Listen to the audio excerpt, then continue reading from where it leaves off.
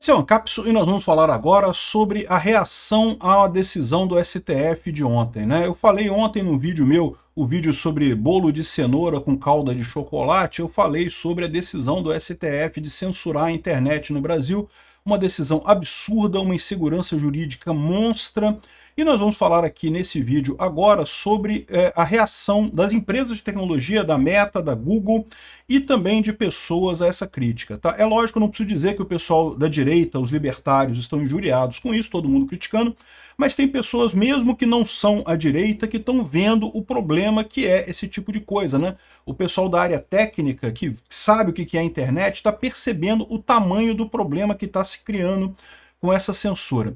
Mas antes de eu entrar nesse assunto, deixa eu explicar para vocês, porque eu botei o título do último vídeo, bolo de cenoura com calda de chocolate, coisa e tal, e muita gente não entendeu ou levou na brincadeira. Eu esqueço às vezes, isso é uma coisa tão comum para minha geração, essa história de receita de bolo associado com censura, que talvez o pessoal mais jovem não saiba. Então deixa eu explicar esse título do vídeo, desse último vídeo meu, né? Tá aqui, ó. Durante a ditadura militar brasileira, que tinha uma censura muito pesada, né, haviam censores que eram enviados para as redações dos jornais, censores do governo, que cortavam matérias. E aí como é que o jornal ia fazer? Porque na véspera de publicar a matéria, o censor disse, essa matéria não pode publicar. Não dava tempo de fazer outra matéria, de mudar a diagramação. Então o que eles faziam? Eles colocavam receitas de bolos. Então tá aqui, ó.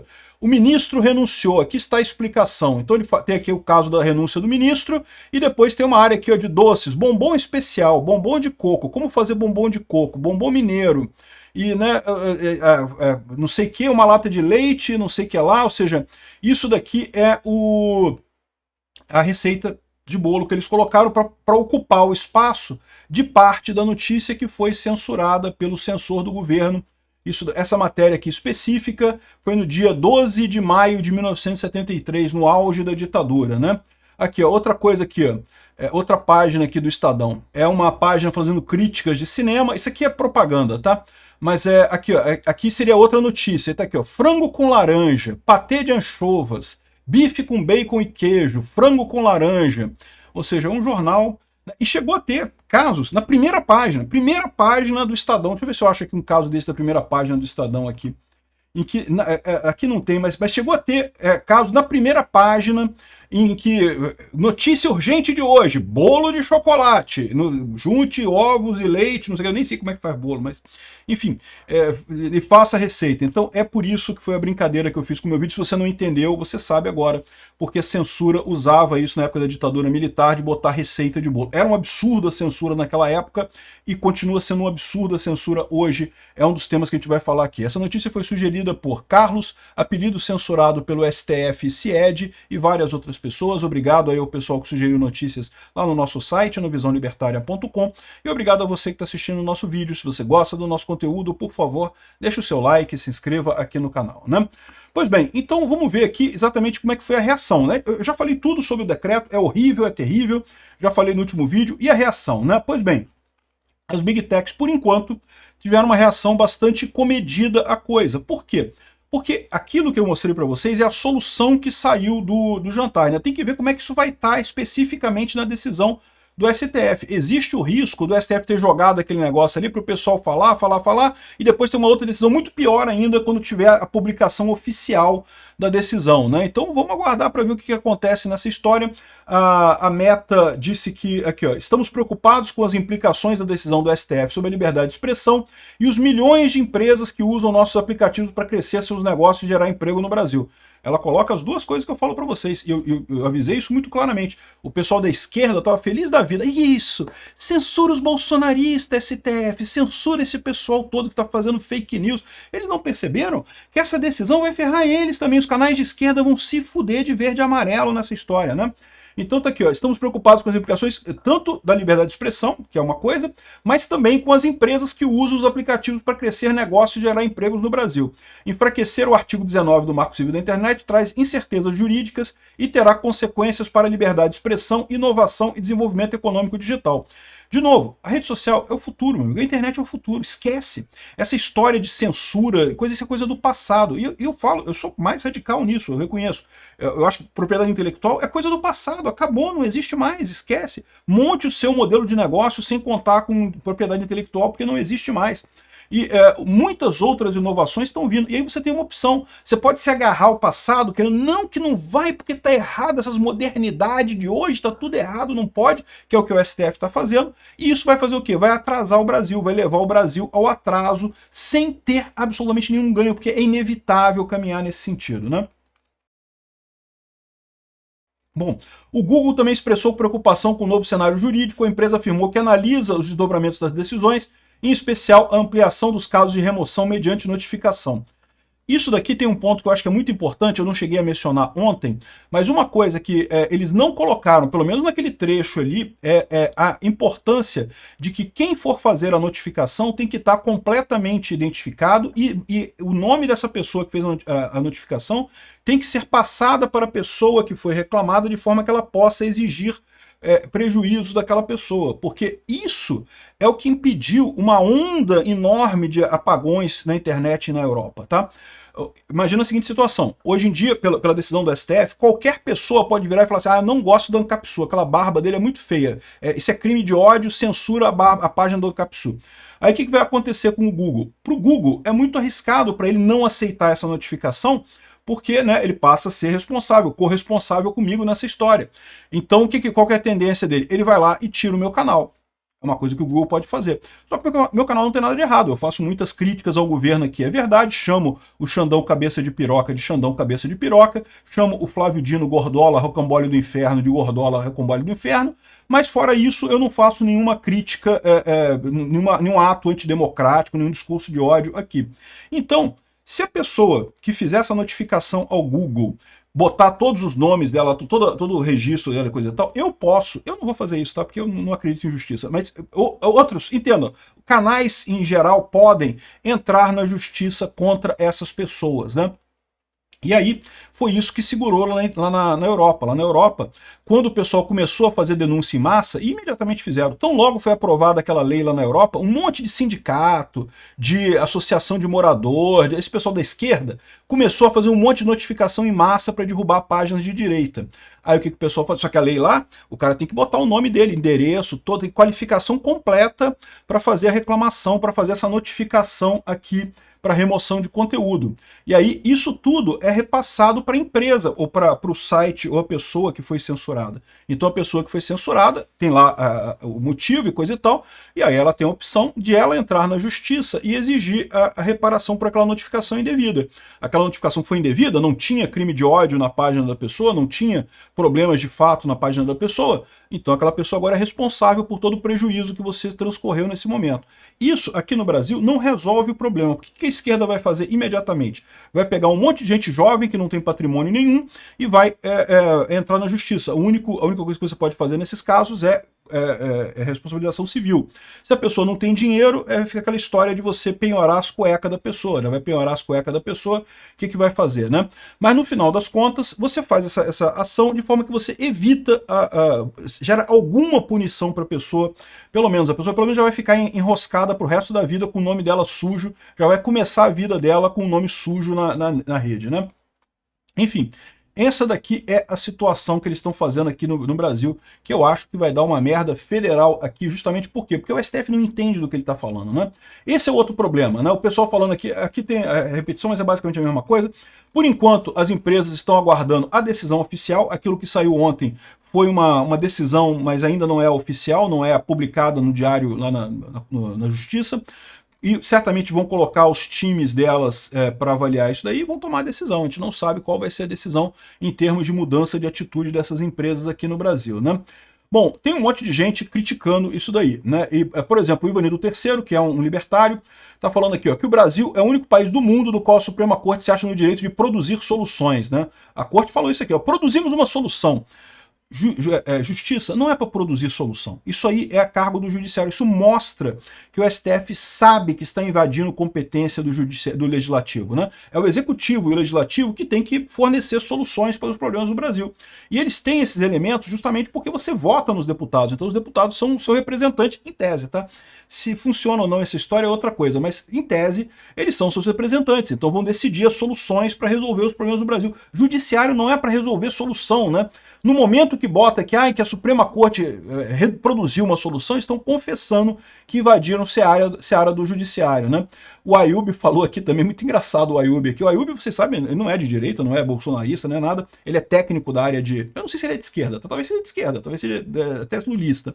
Mas ele é da área técnica de informática, e ele entende disso melhor do que o pessoal do STF.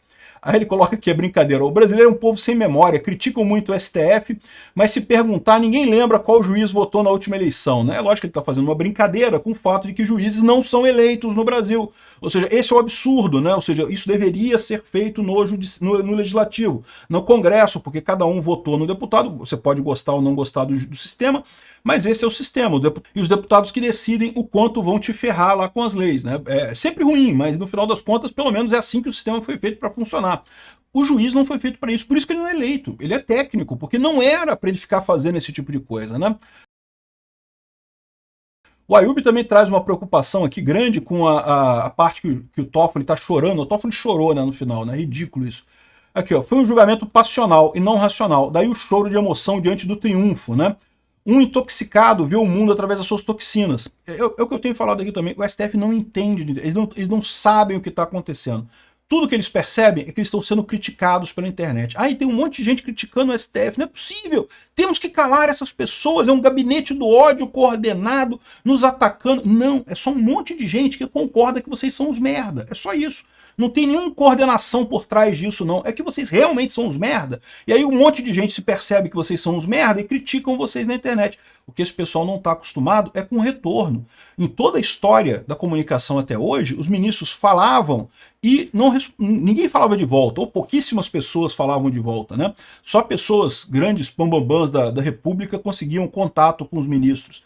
Agora, os ministros entram no Twitter e são xingados, e veem lá xingamentos, e aí ficam, nossa, como eles não podem não gostar de mim, eu sou tão bonitinho, mamãe me elogia sempre, né? Ou seja, é a falta de conhecimento desse pessoal, de entendimento do que é a internet, que está levando o país ao abuso. Mas é importante notar que isso está sendo patrocinado, está sendo abastecido pela mídia tradicional. A mídia tradicional, Rede Globo, Folha de São Paulo, coisa e tal, sentem a competição da internet, eles sabem como é que funciona a internet, eles sabem que o modelo de negócio deles está acabado, mas eles querem lucrar ainda o máximo possível, né? Então eles estão alimentando esse ódio dos ministros. Os ministros não entendem nada, são cegos em tiroteios, não sabem o que está acontecendo, e aí a imprensa está dando, vai aqui, ministro, vota desse lado aqui, ministro, faz aqui para resolver o problema. Vão acabar os dois alvejados nessa coisa, né? Aqui, ó. Essa conta aqui, Voltaire, está trazendo um extrato de uma publicação feita pelo STF alguns dias atrás, tá? E isso aqui foi naquele encontro que o Barroso teve lá nos Estados Unidos e coisa e tal. Olha só o que eles falam aqui, ó. No Brasil, ao longo do ano de 2023, a agenda de regulamentação das redes sociais acabou sendo totalmente revertida no Legislativo. No primeiro semestre, como por pouco não se aprovou uma proposta de lei brasileira de liberdade e responsabilidade, a lei das fake news, né? Todavia, a oposição ferrenha de grandes empresas de tecnologia, principalmente o Google e a Meta, expôs um verdadeiro ecossistema de produção de fake news intimamente relacionado ao modelo de negócio de tais empresas. Esse pessoal, para não dizer que são as pessoas que não querem a censura, dizem que são as redes sociais que são as culpadas, né? Que teriam um modelo de negócio de fake news, sendo que não, fake news não vende, fake news é ruim, ninguém vive de fake news, é ruído, né? E não muda nada, né? Aí aqui, ó, nesse sentido, o design e atuação do CIED, o Ministério da Verdade lá do TSE, torna a referência no combate às fake news. Combateu só a direita. A esquerda fez fake news à vontade no Fernando. Botaram a porcaria do dedão na eleição de 2022. Isso não é eleição justa. O CIED é uma aberração que não deveria existir. Que se tornaram virais como patrocínio de algoritmos das grandes plataformas. Que patrocínio de algoritmo? Que história é essa? Esse pessoal tá vendo? Eles não sabem do que estão falando, né? Ou seja, aqui, ó,